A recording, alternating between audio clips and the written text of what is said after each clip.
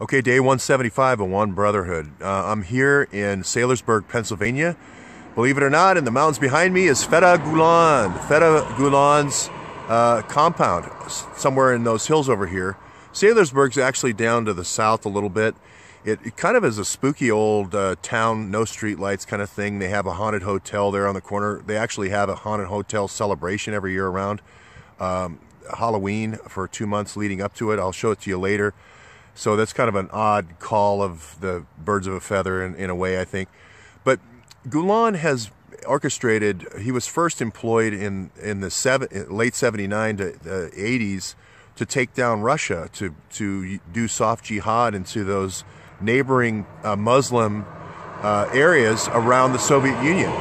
So this is nothing new for Gulan, basically providing the intelligence and intelligence gathering and operatives to run rat lines. You need that just as much as you need enforcers.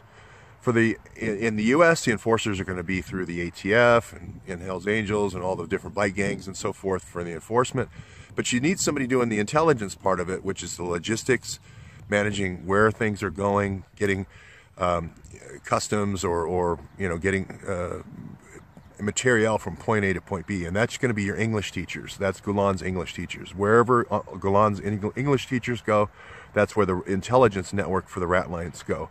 And again, he's in 140 countries. His schools are in 140 countries. His English teachers are in 140 countries. So this isn't something that he has done for the first time. And the reason why the compound and so forth is because it's not just a U.S. network headquarters, it's a worldwide headquarters. Now the money is in Malaysia. The $43 billion and all that from all the drug trade is in Malaysia.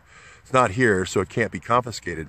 But you need to have a friendly government, which he has here, in the terms of the intelligence community, providing him this safe haven.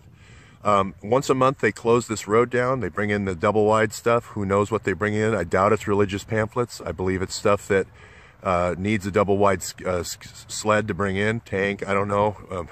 I don't know what they're bringing in, but they close off the whole town.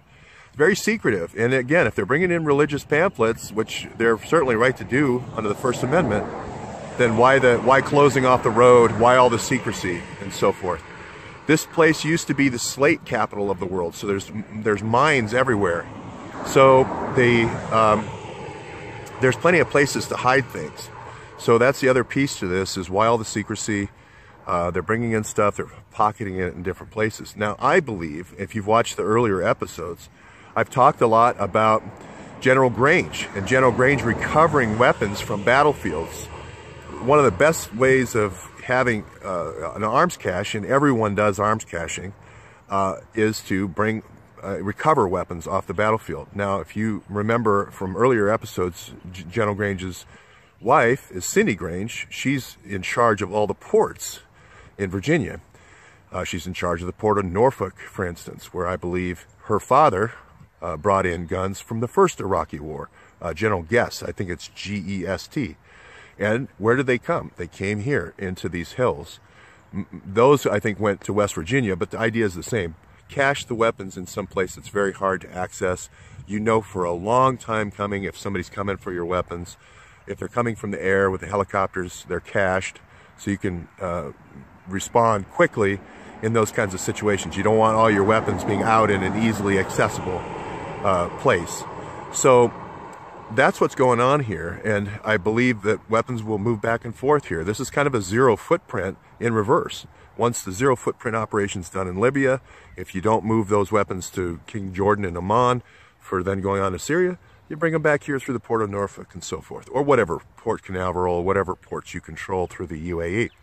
So that's